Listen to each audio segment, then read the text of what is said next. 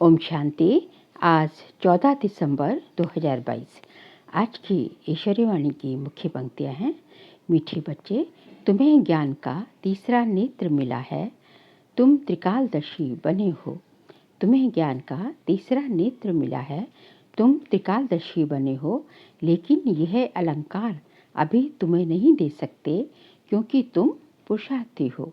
प्रश्न है, गृहस्थ में रहते कर्म अवश्य करना है, लेकिन किस एक बात की संभाल जरूर रखनी है। उत्तर है, कर्म करते व्यवहार में आते अन्न की बहुत परहेज रखनी है। पतितों के हाथ का नहीं खाना है, अपने को बचाते रहना है। कर्म सन्यासी नहीं बनना है, लेकिन परहेज जरूर रखनी है। तुम कर्म योगी हो, कर्म करते बाप की याद में रहो तो विकर्म विनाश होंगे।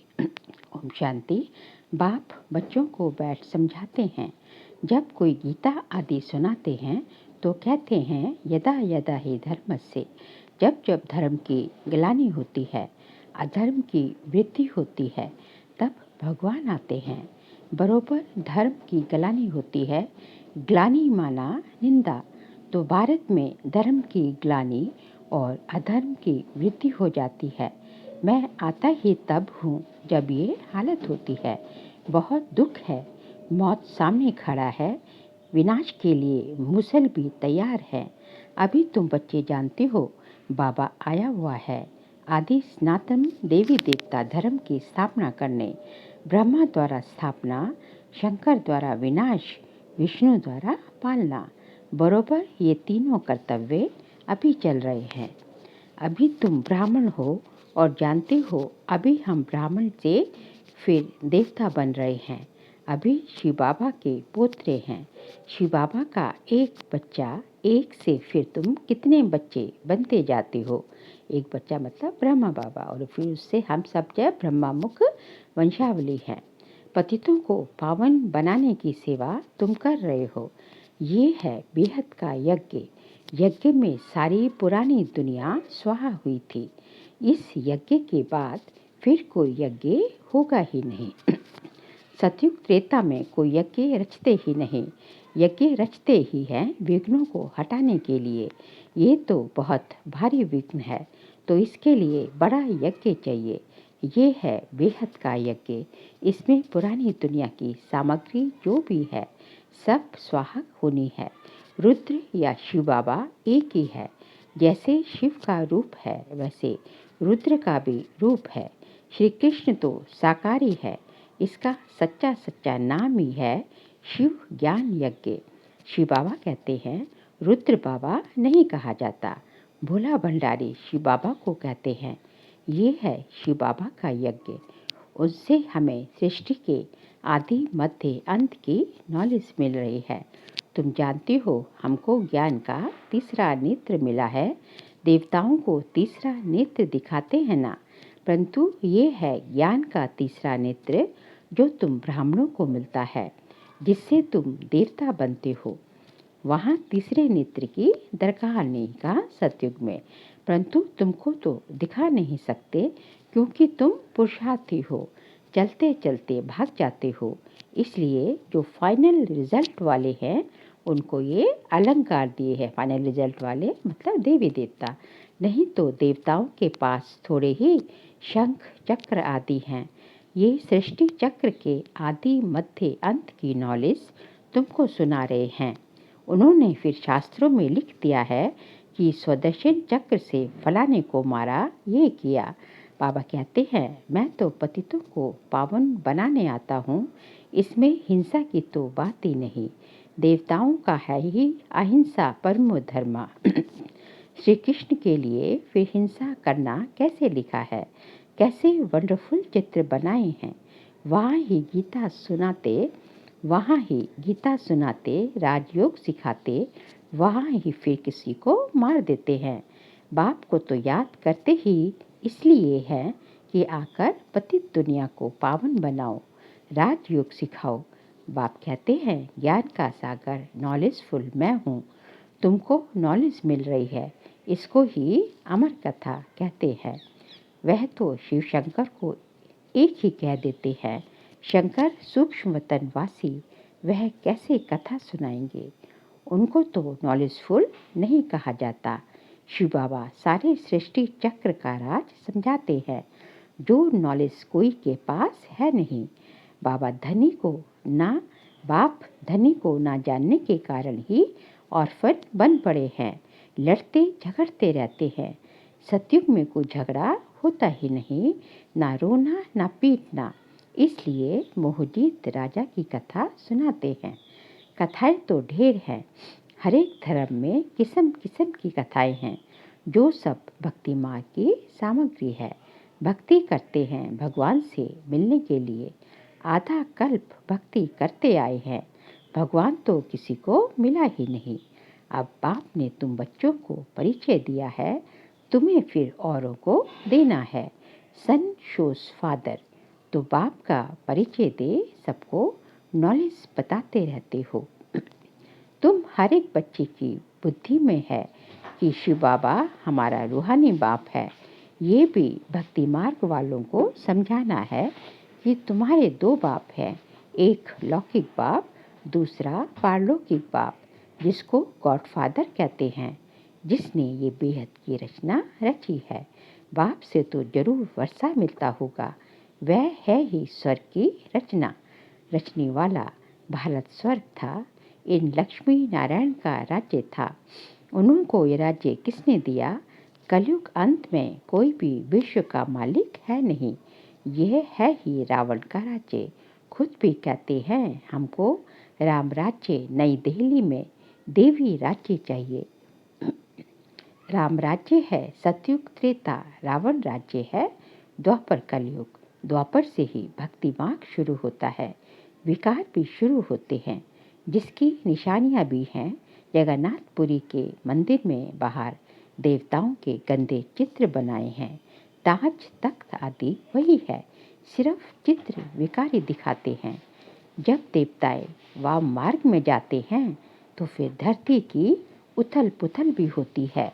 सोने हीरे के महल सब नीचे चले जाते हैं। पूजा के लिए कितना भारी मंदिर बनाया है। भक्ति मार्ग में आप ही पूजे आप ही पुजारी। बाबा समझाते हैं, मैं तो पुजारी नहीं बनता हूँ, अगर मैं बनूं तो मुझे फिर पूज्य कौन बनाएगा। मैं ना पतित बनता हूँ ना बनाता हूँ। पतित तुमको रावण बनाते हैं, जिसको जलाते आए हो। इस समय पाप आत्माओं की दुनिया है, गाते भी हैं, हे पतित पावन आओ, फिर कह देते पतित पावन सीताराम। झट त्रेता वाले राम की याद आ जाती है। अब वह तो पतित पावन नहीं है। बाबा ये सब बातें समझाते हैं। तुम सब सीताएं हो, द्रौपदियां हो, एक की बात नहीं है। द्रौपदी को 5 पति दिखाते हैं, ऐसी बात है नहीं। भारत ही प्राचीन पवित्र खंड था, क्योंकि पतित पावन परमपिता परमात्मा का बर्थ प्लेस है। उसने यहाँ आकर पतित नरकवासियों का उद्धार किया है। सब धर्म वाले गॉडफादर को याद करते हैं, क्योंकि सब तमो प्रधान हैं। इब्राहिम, बौद्ध आदि सब इस समय हाजिर हैं।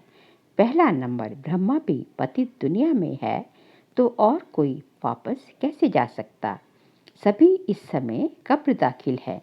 बाबा आकर सबको गति सदगति देते हैं। सतयुग में भारत पवित्र था, देवताओं के आगे गाते भी हैं, आप सर्वगुण संपन्न संपूर्ण निर्विकारी। हम विकारी हैं, इस समय सब विकारी हैं। सबको निर्विकारी बनाने वाले बाप को, भगवान को आना पड़ता है। तो पतित पावन बाबा ठहराना कि पानी की नदियाँ, पतित पावन ज्ञान सागर से निकली हुई ये ज्ञान गंगाएं शिव शक्ति सेना है। शिव से ज्ञान का कलश मिलता है। बाबा कहते हैं, बच्चे गृहस्थ व्यवहार में रहते पवित्र बनो, कर्म भी जरूर करना है, ये है ही कर्म योग। कर्म संन्यास तो हो नहीं सकता। वह समझते हैं घर में खाना नहीं बनाते, भीख पर गुजारा करते हैं, इसलिए कर्म सन्यासी है। सन्यास धर्म की बात हो रही है, वह तो फकीर ठहरे। अन्न तो विकारियों का पेट में पड़ता है तो अन्न दोष लग जाता है। पतित घर से भल निकल जाते हैं, फिर भी जन्म तो पतित घर में लेना पड़ता है। तुमको भी अन्न असर करेगा, इसलिए परहेज रखी जाती है। पतित का अन्न नहीं खाना चाहिए। जितना हो सके अपने को बचाते रहो। कोई को बहुत झगड़ा भी हो जाता है, एक भाई ज्ञान में आता, दूसरा नहीं आता, ऐसे बहुत केस होते हैं। इतना बेहद का राज्य लेते हो तो जरूर कुछ झगड़े होंगे ना। कोई भी हालत में तुमको अपना बचाव रखना है। मुक्ति तो कोई पाते नहीं, गपोड़े मारते रहते हैं। हम ज्योति ज्योत में लीन हो गए। समझाते समझाते आखिर उन्हों की बुद्धि में भी आएगा कि ये बात ठीक है। सतयुग की आयु अगर लाखों वर्ष होती तो संख्या बहुत बढ़ जाती। अभी तो संख्या और ही सबसे थोड़ी है, क्योंकि कन्वर्ट हो गए हैं और धर्मों में। देवता धर्म वाले हैं सूर्यवंशी, राम को फिर क्षत्रिय की निशानी दे दी है। अभी तुम रूहानी क्षत्रिय हो, माया पर जीत पाते हो। इसमें समझने की बड़ी बुद्धि चाहिए। योग भी बड़ा सहज है। आत्माओं का योग लगता है परमपिता परमात्मा के साथ। योग आश्रम तो बहुत हैं, परंतु वह सब हठ योग करते हैं। ये थोड़ी ही करते हैं। परमपिता परमात्मा के साथ योग लगाओ। तुम बच्चे जानते हो, बाबा हमको दलाल के रूप में मिले हैं। कौन बाबा? ब्रह्मा बाबा। कहते हैं माँ में कम याद करो तो खाद निकल जाएगी। याद करते करते तुम मुक्ति धाम में चले जाएंगे। बाप बैठ समझाते हैं, बच्चे दुनिया का हाल देखो क्या हो गया। तुम जो विश्व के मालिक थे, अब बैगर बन पड़े हो। फिर बैगर टू प्रिंस बनना है। भारत बैगर है। पतित राजाएं पावन महाराजा महारानी के मंदिर बनाकर पूजा करते हैं। निराकार शिव बाबा की पूजा करते हैं। जरूर कुछ किया होगा। कितने मंदिर हैं तुम अभी जानते हो। 5000 वर्ष पहले भी आकर राजयोग सिखाया था। तुमने अनेक बार राज्य लिया है और गंवाया है। अब फिर शांति धाम और सुख धाम को याद करो, दुख धाम को भूलते जाओ। ये सब विनाश होना है, फिर तुम स्वर्ग के मालिक बन जाएंगे। बाप कहते हैं, मैं तुम्हारा बेहद का बाप भी हूँ। तुमको बेहद का वर्षा देने आया हूँ। तुम्हारे दिल में खुशी है। हम अपनी राजधानी श्रीमत पर स्थापन कर रहे हैं, परंतु है सारा गुप्त। रावण पर जीत पानी है, गाया भी जाता है। माया जीते जगत जीत। 5 विकारों पर जीत पानी है। 5 विकारों का संन्यास करना है। खिवैया तो एक बाप ही है। सबकी सदगति करने वाले सदगुरु बिगर घोर अंधियारा है। भारत में गुरु तो बहुत हैं। हर एक स्त्री का पति भी गुरु है। फिर इतनी दुर्गति क्यों हुई? कह देते हैं सब ईश्वर के रूप है। हम ईश्वर हैं। फिर योग किससे लगाए? फिर तो भक्ति ही बंद हो जाए। फिर हे भगवान कह किसको बुलाते हैं? साधना किसकी करते हैं? खुद ईश्वर थोड़े ही कभी बीमार पड़ता है, परंतु कोई पूछने वाला नहीं है। डरते रहते हैं श्राप न मिल जाए। वास्तव में श्राप देने वाला है रावण। बाप तो भगवान तो वर्षा देते हैं। रावण दुश्मन है, इसलिए जलाते रहते हैं। लक्ष्मी नारायण के चित्र को कब जलाते हैं क्या? बिल्कुल नहीं। रावण क्या चीज है, अभी तुमको मालूम पड़ा है। रावण हमारे अंदर के विकारों को रावण कहा जाता है। सतयुग में पावन प्रवृत्ति में सुख था, अभी पतित प्रवृत्ति में दुख है। अभी इसका विनाश होना है। तुम देखेंगे अर्थक्वेक आदि होती रहती है। बाबा भी कहाँ तक बैठ शिक्षा देंगे। लिमिट होगी ना, राजाई स्थापन होगी और विनाश होगा। अंत में तुम बहुत मजे देखेंगे, शुरुआत से भी ज़्यादा। वह तो पाकिस्तान था, अभी तो विनाश का समय है। तुमको बाबा बहुत कुछ दिखाएंगे। फिर जो अच्छी रीति नहीं पड़े हुए होंगे वह अंदर फटकते रहेंगे। क्या कर सकते हैं? अभी जितना पुरुषार्थ करना है कर लो। बाल बच्चों को तो संभालना ही है, कायर नहीं बनना है, कदम कदम श्रीमत पर चलना है, बाबा को याद करते रहना है, बस इसमें ही मेहनत है। पापों का बोझा सिर से कैसे उतरे, उसके लिए है सहज योग।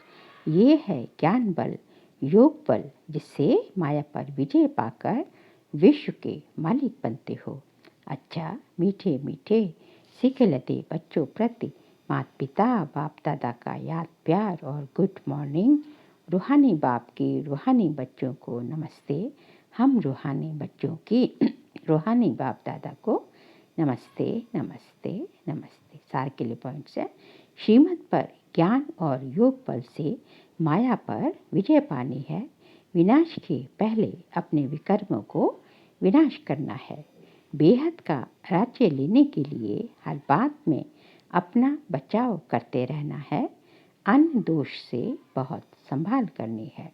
आज का बाबा का वरदान है, संगम युग के महत्व को जान, स्नेह की अनुभूतियों में समाने वाले संपूर्ण ज्ञानी योगी भव। संगम युग के महत्व को जान, स्नेह की अनुभूतियों में समाने वाले संपूर्ण ज्ञानी योगी भव। संगम युग परमात्मा स्नेह का युग है। इस युग के महत्व को जानकर स्नेह की अनुभूतियों में समा जाओ।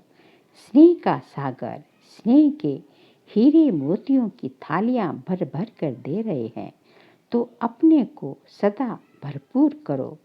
थोड़े से अनुभव में खुश नहीं हो जाओ, संपन्न बनो।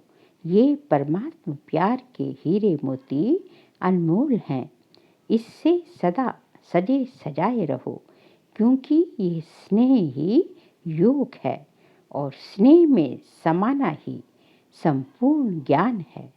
ऐसे रूहानी स्नेह का सदा अनुभव करने वाले ही संपूर्ण ज्ञानी योगी हैं।